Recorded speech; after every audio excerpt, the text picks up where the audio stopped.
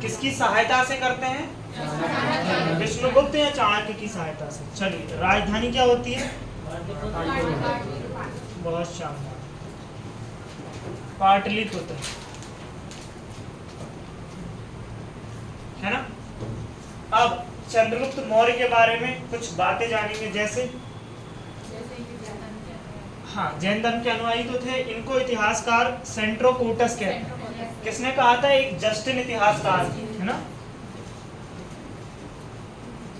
Justin, विदेशी writer या इतिहासकार है। जस्टिन ने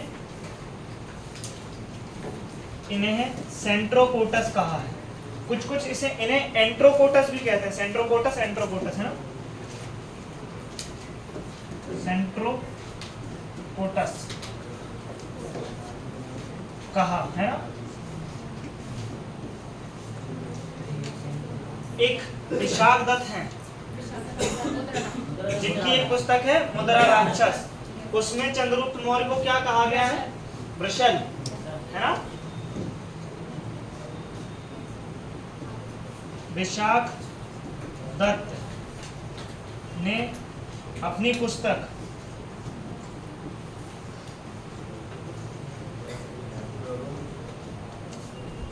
मुद्रा राक्षस, दो क्वेश्चन बन जाएंगे कि विशाखदत्त की पुस्तक कौन सी है ना। मुद्रा राक्षस ने इसे वृषल कहा, है ना। वृषल, जिसका शाब्दिक अर्थ होता है lower caste, a person who came from lower caste, नीची जाति से आने वाला पर्सन, है ना।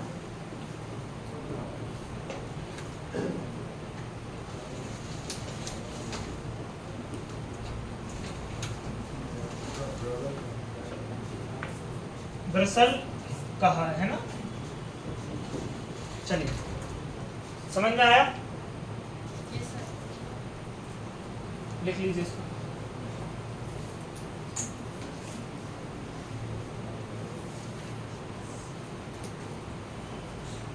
इनके समय सिकंदर भारत पर आक्रमण कर रहा होता, पता है आपको? लेकिन सिकंदर पोरस से युद्ध करके और वहां से लौट जाता है। सिकंदर के सेनापति का नाम क्या था? सेल्यूकस निकेटर इनसे युद्ध करता है ना। चलिए, कुछ बेसिक चीजें हैं, जैसे लिख लिया ये। इनका जन्म कब होता है? क्या?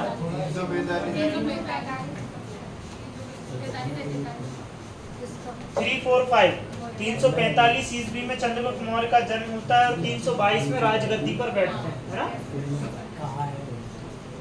हो गया? 345 ईसा पूर्व, है ना, जन्म हुआ था। इनकी मृत्यु 298 बीसी में हुई थी, है ना, मे बी। चलिए, ये राजगद्दी पर कब बैठते हैं?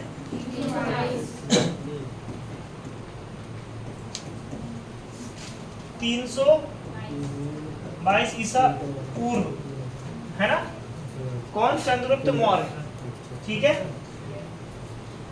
सेंट्रोकोटस से एक युद्ध करते हैं। सेंट्रोकोटस कौन है? सॉरी, सेंट्रोकोटस से इनको कहते हैं। सेल्यूकस निकेटर से एक युद्ध करते हैं, है ना। सेल्यूकस को एक युद्ध में हराते हैं, है ना। उस युद्ध का वर्णन तो नहीं मिला है। चलिए, सेल्यूकस निकेटर, पुस्तक में आप लिख सकते हैं सिकंदर का सेनापति।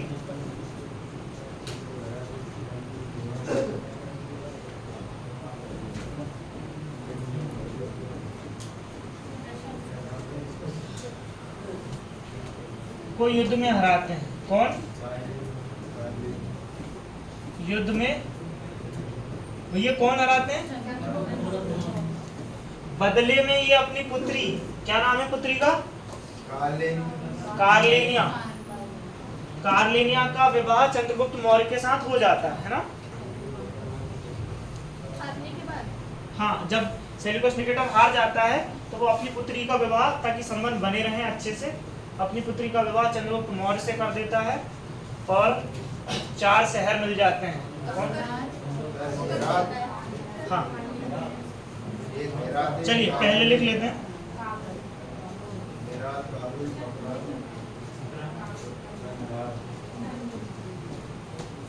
कार्लेनिया सेल्यूकस की पुत्री है ना।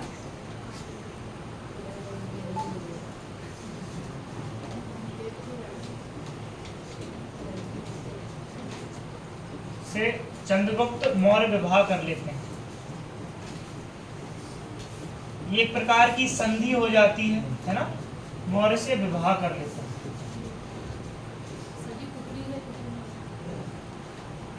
Thank you. से विवाह कर लेते हैं।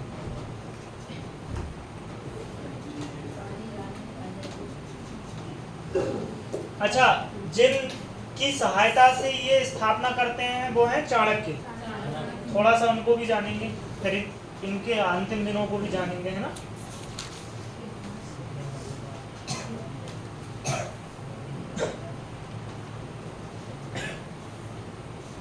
हो गया।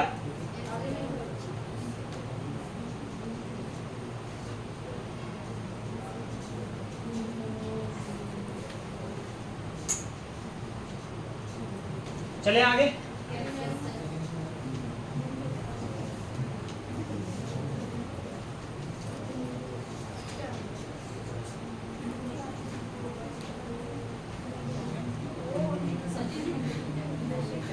चलिए, इनके बाद इन्होंने एक सुदर्शन झील बनवाई थी। सुदर्शन झील का निर्माण किया है ना।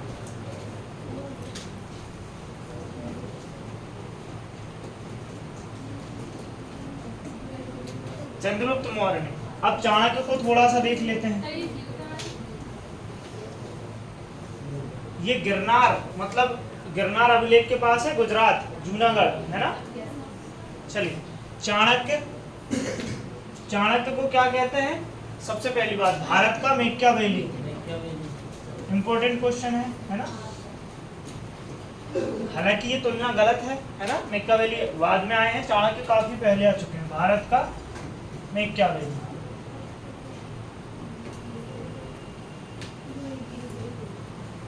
दूसरा, वास्तविक नाम क्या है? वास्तविक नाम विष्णुगुप्त।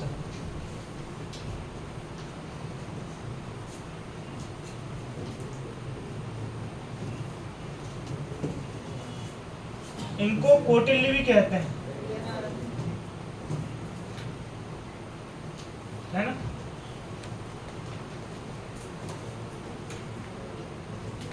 इनकी एक पुस्तक है, हाँ, पुस्तक का नाम अर्थशास्त्र है, लेकिन राजनीति से संबंध है ना। अर्थशास्त्र।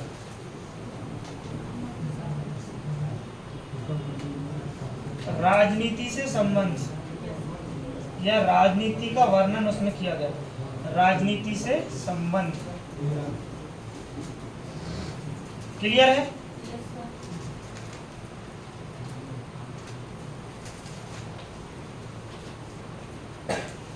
इनके समय, चंद्रगुप्त मौर्य के समय एक विदेशी यात्री आते हैं, मेगस्थनी। वो यूनान के राजदूत होते हैं ना। चलिए, इनको लिख लीजिए। हो गया सभी का? यूनान देश से ही तो आए थे। यूनानी राजदूत और सेल्यूकस निकेटर का मतलब दरबार का कवि, है ना। चलिए, मेगस्थनीज यानी यूनानी राजदूत।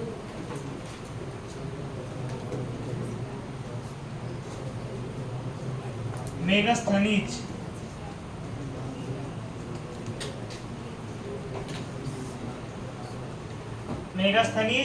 भारत आया। इसने एक पुस्तक लिखी थी, इंडिका पुस्तक लिखी है ना, जिसमें तत्कालीन भारत, चंद्रगुप्त मौर्य की कैसी व्यवस्थाएं रही, उस समय क्या कास्टिज्म था नहीं था, और पाटलिपुत्र का विशेष तौर पर वर्णन किया गया है ना। इंडिका पुस्तक की रचना की किसने? मेगस्थनीज ने। ठीक है। अब इनके समय जैन धर्म, बौद्ध धर्म बहुत तेजी से चल रहा था, और एक और संप्रदाय था जिसको मैं बता रहा था, अजीवक। तो इनके समय एक भागभद्र है ना,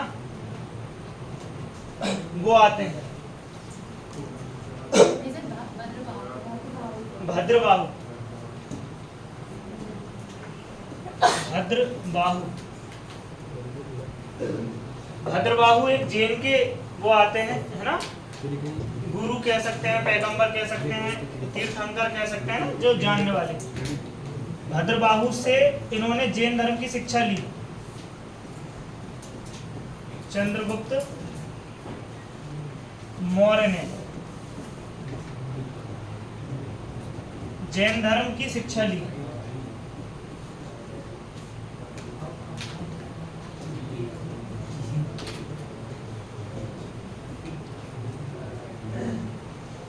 जैन धर्म की शिक्षा लेने के बाद एक सन आती है 298 BC, है ना, उसमें ये चले जाते हैं श्रवणबेलगोला, है ना, कहाँ पर है ये?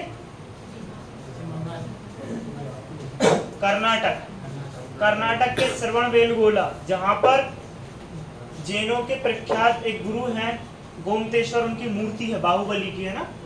तो 298 ईसा पूर्व श्रवणबेलगोला, है ना, जगह का नाम श्रवण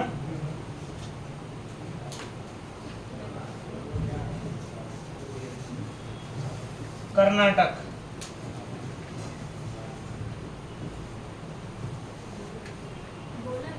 हाँ, बेलगोला में एक विधि होती है संग लेखना, जानते हैं आप ये विधि? उपवास मतलब कुछ नहीं खाना। जैसे उनको लग रहा है कि अब मुझे अपने प्राण त्यागने हैं तो वो कुछ नहीं खाते, और भूख के कारण उपवास के दौरान अपने शरीर को त्याग देना, है ना, शायद वो विधि ही संलेखना थी, है ना। श्रवणबेलगोला में संग लेखना, है ना, विधि से ग्रह मतलब अपने शरीर को त्याग देते हैं, विधि से शरीर त्याग देते हैं, मृत्यु को प्राप्त हो जाता है।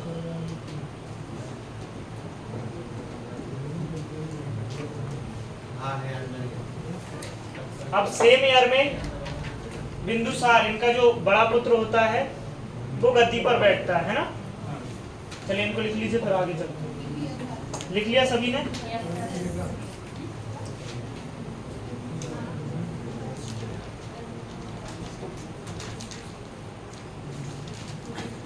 बिंदुसार,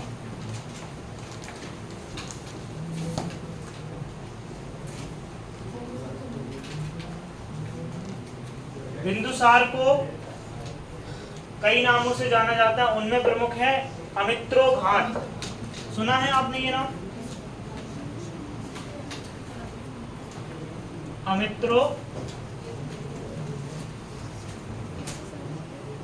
अमित्रोघात का मतलब क्या होता है? शत्रुओं का नाश करने वाला है।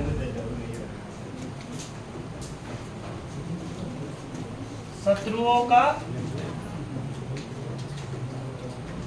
नाश करने वाला। जो हमारे पुराण होते हैं उनमें से क्या कहा गया है? पुराणों में से उग्रसेन, है ना, भद्रसार कहा गया पुराणों में। उग्रसेन उनको कहा गया था, महापद्मनंद को, है ना, जो कि नंद वंश के फाउंडर थे। पुराणों में भद्रसार कहा गया है।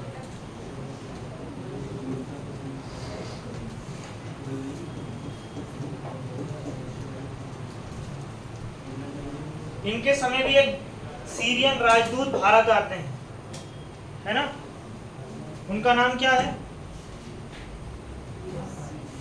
डाइमेकस, है ना, कंफ्यूज मत होना, अशोक के समय डायनोसियस आया था, है ना।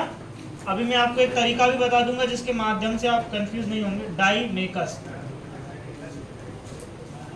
आप डाइमेकस और डायनोसियस दोनों नाम लिखेंगे। अब बताओ, डाई डाई कॉमन आ जाएगा, मेकस का माँ पहले आता है ना, और डायनोसियस मतलब कि ये डायनोसियस है, डायनोसियस। तो यहाँ पर ना आता है, यहाँ पर माँ, तो जो पहले आता है वो पहले के शासन काल में आएगा, है ना, नहीं तो आप डायरेक्ट भी याद कर सकते हैं। डायनोसियस इनके दरबार में आया, इंपॉर्टेंट बन जाता भैया, है ना, इनके दरबार में आया राजदूत बन के।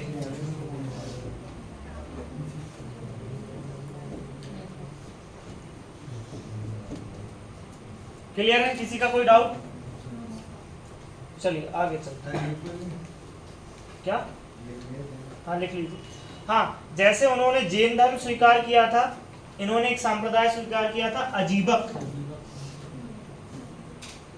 ये वही संप्रदाय है जो कहता है एवरीथिंग इज प्री प्लान्ड, सब कुछ नियत है। आप कुछ भी कर लीजिए, आप और हम सब यहाँ जो इकट्ठे हुए हैं ये भी निश्चित था, हम जो एक्टिविटी करेंगे सब कुछ नियत है। अजीबक, हाँ, नियतिवाद के सिद्धांत पर ये लोग काम करते हैं। अजीबक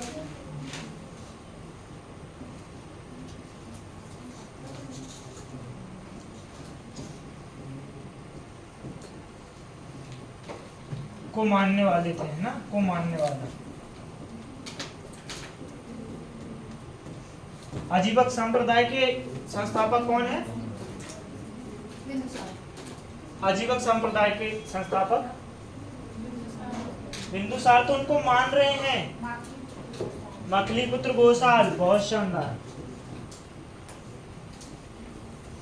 मखली सही से लिख देता हूँ,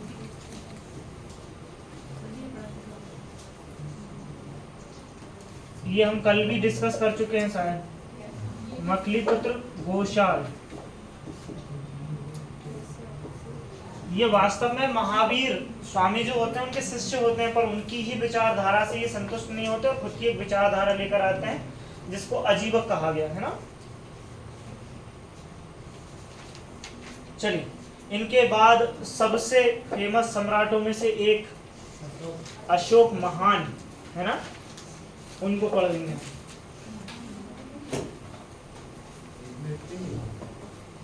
जी हाँ, इनके पुत्र हैं अशोक, है ना, उनकी माता सुभद्रांगी होती हैं, उनसे उनका जन्म होता है। चलिए आगे चलें। अशोक, एक क्वेश्चन आता है, अशोक सम्राट बनने से पहले कहाँ के गवर्नर थे? उज्जैन, पहले के जमाने में जिसको अवंतिका कहते थे, है ना, मतलब राजा बनने से पहले, सम्राट बनने से पहले, सम्राट से पहले अवंतिका के गवर्नर रह चुके हैं ये। अवंतिका यानी वर्तमान उज्जैन, अवंतिका के राज्यपाल, है ना।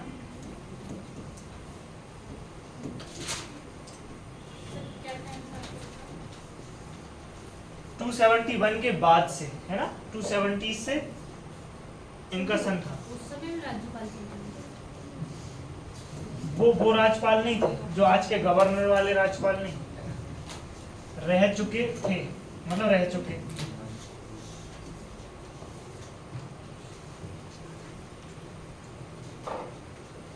टू 273 से 232 तक है ना। चलिए, इनकी माता का नाम है सुभद्रांगी। माता का नाम क्या है? सुभद्रांगी।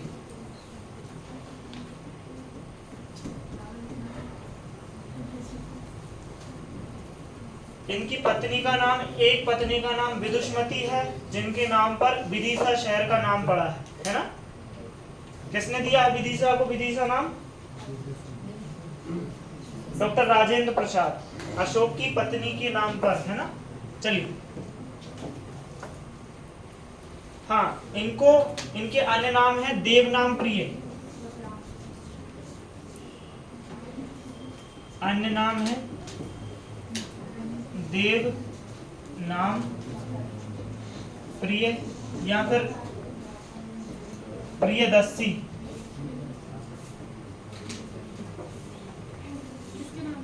अशोक के, है ना। पुराणों में से अशोक वर्धन भी कहते हैं, है ना, अशोक वर्धन।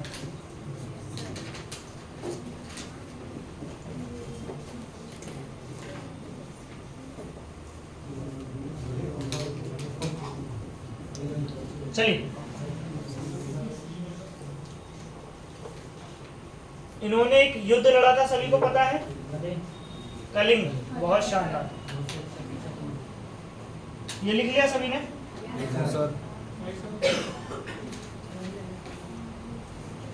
261 ईसा पूर्व। कुछ इतिहासकार मानते हैं कि अशोक अपने 100 भाइयों की हत्या करके राजा बने थे। हालांकि इसमें भी मतभेद है, कुछ मानते हैं कुछ नहीं मानते हैं, है ना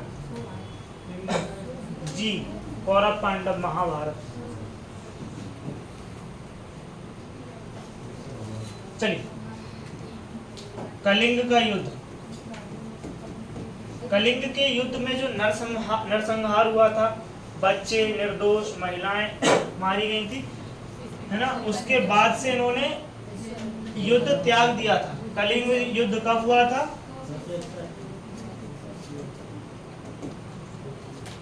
युद्ध के नरसंहार को देखकर हृदय परिवर्तन हो गया था, है ना।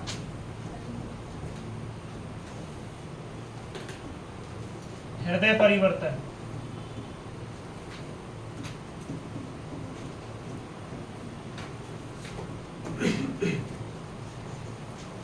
इनके साथ, अच्छा, ये कलिंग युद्ध का वर्णन किस अभिलेख में है? 13वें उनका जो शिलालेख है ना, 13।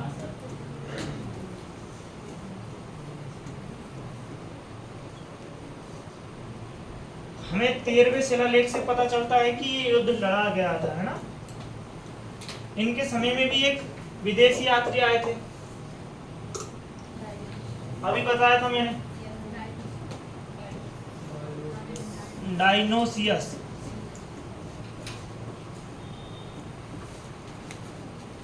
डायनोसियस भारत आया, है ना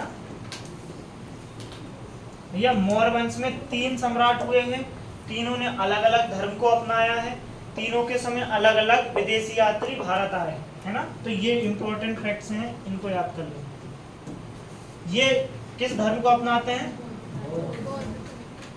एक उपगुप्त भिक्षु आते हैं, है ना, उपगुप्त। वो भिक्षा लेने आते हैं, उनसे शिक्षा लेकर ये बौद्ध धर्म ग्रहण कर लेते हैं, है ना।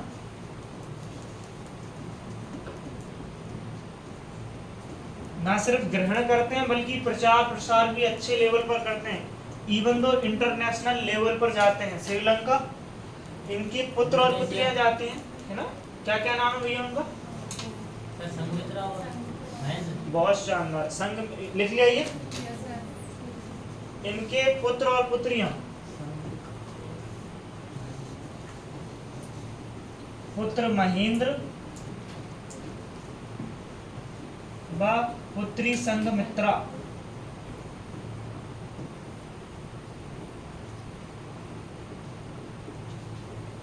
को बौद्ध धर्म के प्रचार प्रसार के लिए श्रीलंका भेजते हैं। बौद्ध धर्म के प्रचार के लिए श्रीलंका भेजते हैं ना। भारत से ही चीन, श्रीलंका, जापान, इन देशों में ये धर्म गया है ना।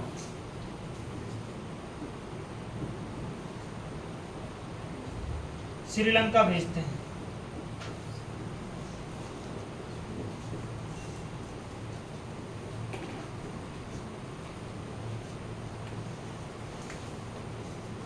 क्लियर है? आगे चले। ये बहुत सारे स्तूपों के निर्माण करवाते हैं, एमपी में 2 हैं, है ना। चलिए,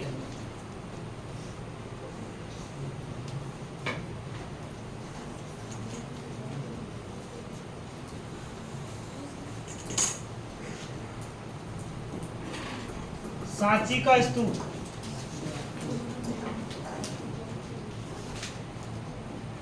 कहां पर है? ये रायसेन। इसका निर्माण करवाते हैं। इसकी खोज पता है किसने की है? हाँ जी, बहुत शानदार, क्या बात है। 1818 में जनरल टेलर, बहुत शानदार। टेलर ने खोज की, ये अंग्रेज थे ने खोज की। सांची के स्तूप को कब हमने दर्जा दे दिया विश्व विरासत का? याद है 86, 89 थी। हाँ, खजुराहो सांची भी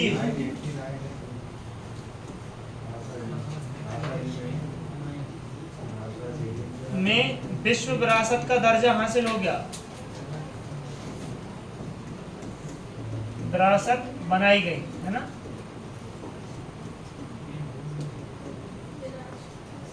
हाँ, वर्ल्ड हेरिटेज साइट है ना भैया। एक और है भारहत स्तूप, ये कहां पर है? सतना। भारत स्तूप सतना में है, जो कि अशोक ने बनवाया है ना। इसकी खोज किसने की?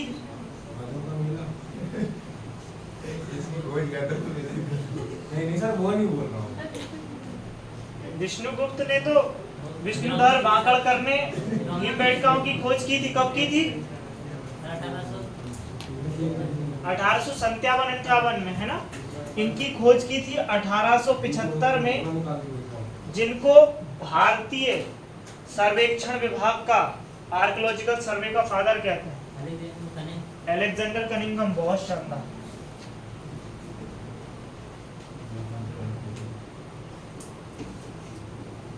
Alexander Cunningham.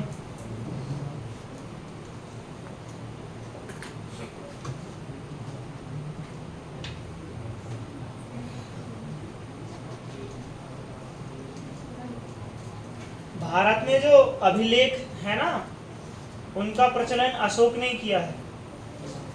शिलालेख, स्तंभलेख और गुहालेख। जानते हैं अंतर आप इनमें? चलिए जी, लिख लीजिए।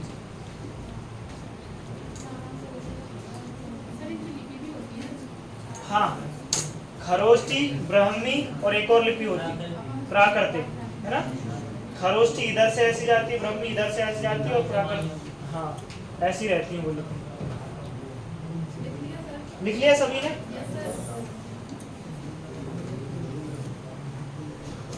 अभिलेख 3 प्रकार के हैं, है ना। शिलालेख नाम से ही स्पष्ट है, शिला पर लेख है ना। शिला मतलब जानते हैं, चट्टान। हाँ जी जी, सही पकड़े। एक होता है अभिलेख, सॉरी स्तंभ लेख है ना। स्तंभ मतलब पिलर्स, कॉलम जो सीधे होते हैं ना, स्तंभ लेख। फिर एक होता है गुहा लेख, गुफाओं में, है ना। ये 14 और 7 है, ये 14 है और ये 7 है। ये गुफाओं का संख्या नहीं है ना।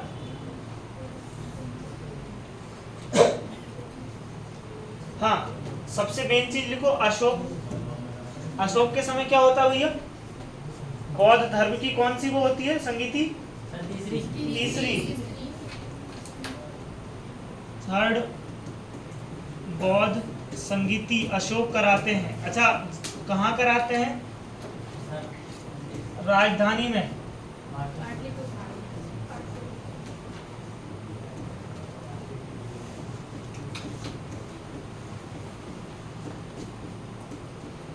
और बाकी अशोक फेमस है अपनी धर्म की नीतियों के लिए, है ना।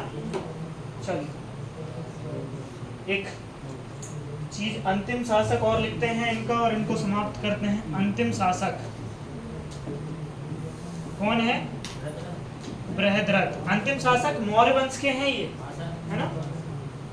और ये वाले इंपॉर्टेंट है सबसे ज्यादा। अगर किसी वंश का अंतिम शासक पूछा गया है तो मौर्य वंश का बृहद्रथ, है ना। जैसे हमारे यहाँ बहुत बड़े हवन अनुष्ठान होते हैं ना, अश्वमेघ यज्ञ बताया था, वैसे ही बौद्ध धर्म का एक बहुत बड़े लेवल पे यज्ञ वगैरह या कुछ उसकी स्मृति में आयोजन किया गया, उसको संगीति कहते हैं। क्लियर? किसी को कोई और डाउट? चलिए,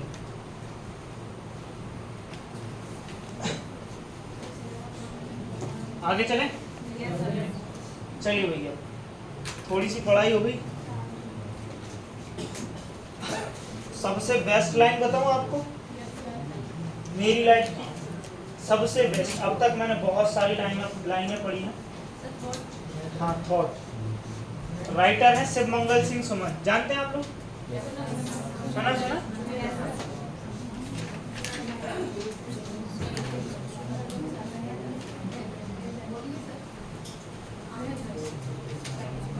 सुनिए, आप लोगों ने नहीं सुनी क्या? हार में क्या जीत में, किंचित नहीं भयभीत में।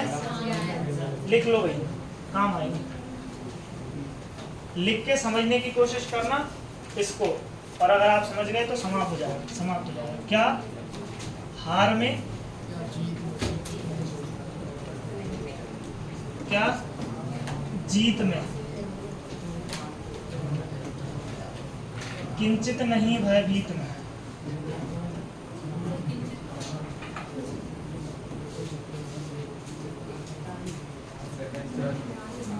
भयभीत में।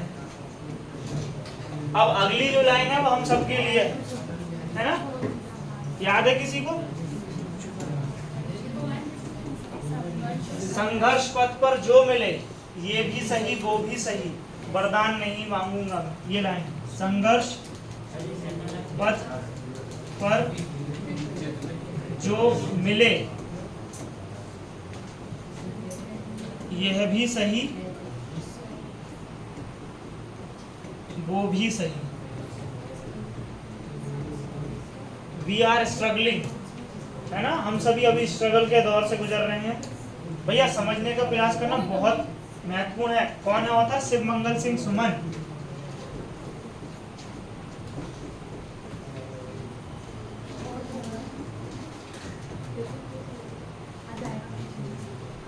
इसलिए घबराइए मत, किंचित कुछ नहीं, भयभीत में कुछ भी नहीं है, भयभीत होने में, है ना। और संघर्ष पथ पर जो भी मिले, आपके ड्रीम मिले नहीं मिले, ये भी सही वो भी सही, है ना। इसके साथ विदा लेते हैं। जय हिंद, जय भारत।